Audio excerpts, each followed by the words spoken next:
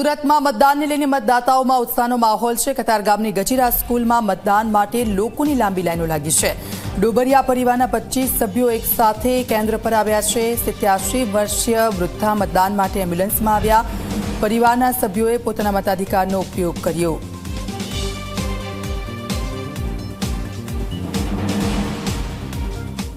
લોકશાહીનો પર્વ છે ત્યારે આ લોકશાહીના પર્વની ધામધૂમથી ઉજવણી કરવામાં આવી રહી છે।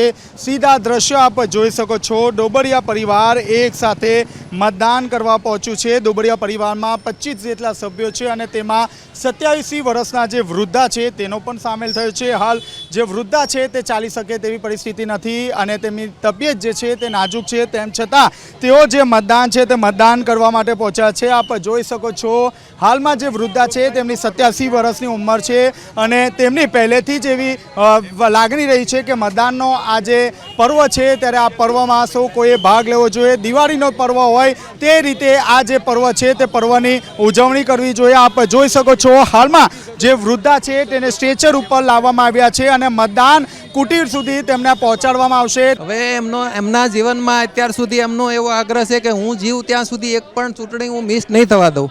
એમનું નામ ગામડે હતું, અમે ટ્રાન્સફર કરાવીને અહીંયા લેવું। વારંવાર જ્યારે ચૂંટણી આવે ત્યારે એમાં ગામ લઈ જવા પડતા હતા માજીને, એટલે અહીંયા ટ્રાન્સફર કરાવ્યું છે અને એ કે હું જીવતી હોય ત્યાં સુધી ભાનમાં ન હોય તો પણ મને વોટિંગમાં લઈ જજો એવો અમને આગ્રહ છે।